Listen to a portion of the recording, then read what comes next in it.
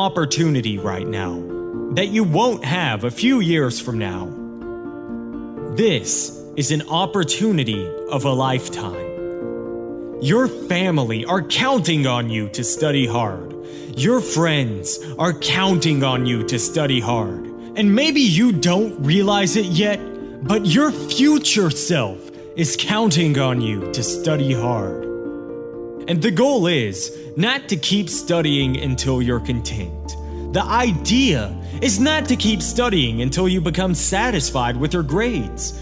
You should never be satisfied. You should always be striving for better. Because the day you become content with your grades, that's the day that you stop evaluating yourself. That's the day you stop growing. That's the day that the person trying to catch you will catch you. You have to take advantage of the once-in-a-lifetime opportunity that you have right now. You don't have to be the most talented, or the wisest, or the smartest, or the wealthiest. You don't have to be the most intelligent to get to the top. But you gotta study. You have to outstudy everyone. Your classmates might come from money. They might have parents that own businesses. They might know people and are able to get them a job. But they will not outstudy you. And what you have to do is make a decision that no matter how privileged or talented anyone else is in your class, you're going to outstudy them. But how do you outstudy everyone else in your class? I'll leave you with the words of Eric Thomas. I've looked at the most successful people in the world and I realized that they have 7 or 8 similar things in common. And one of the things they all had in common was that they all had a routine. They are obsessed with routine. They don't have a gap of wasted time in their routine. They don't grind until 6 p.m. and then play video games for the rest of the night. They're not scrolling mindlessly through Instagram for hours a day. They don't have time. That's a poverty mindset. Successful people don't waste time. They don't watch TV. They don't do a lot of entertainment. If they're not working, then they're studying or getting better at their craft. So what you have to decide is, do you want to be in the 99% or the 1%? And you'll only join the 1% when you start thinking like the 1%, working like the 1%, walking like the 1%. How you prioritize your studying over the next 365 days will significantly alter the journey you're on and whether you make it into the 1% club. Aristotle said, "You are what you repeatedly do."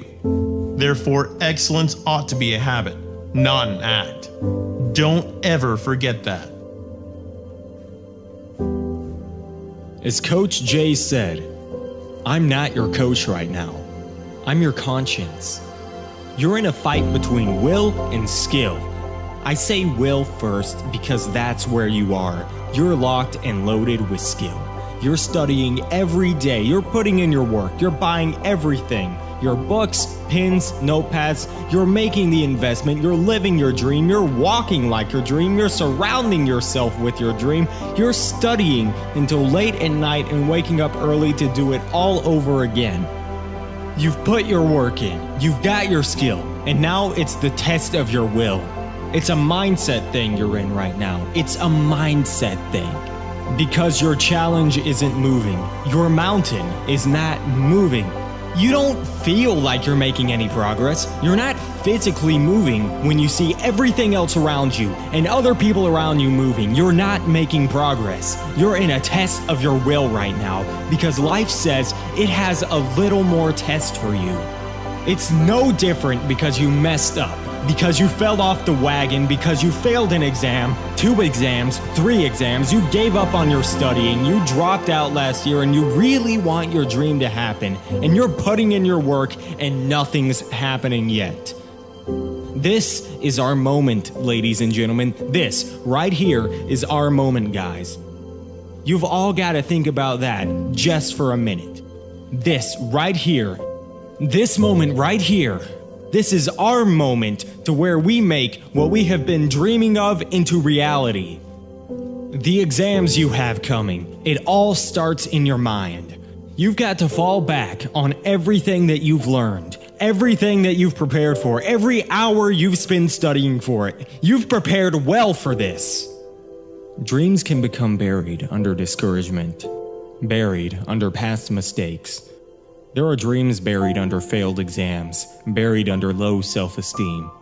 It's easy to settle for average grades, even though you have all this potential buried on the inside. All of us have things that we're believing for, something we want to accomplish. Deep down, we know it's a part of our destiny.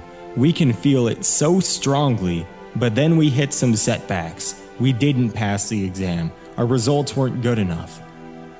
If you do your part and start believing again, get your passion back. It's on the way. Go back and try again. The true mark of a champion is even though some dirt gets thrown on your dream, instead of letting it get buried, you keep shaking it off. You keep moving forward. You keep looking for new opportunities.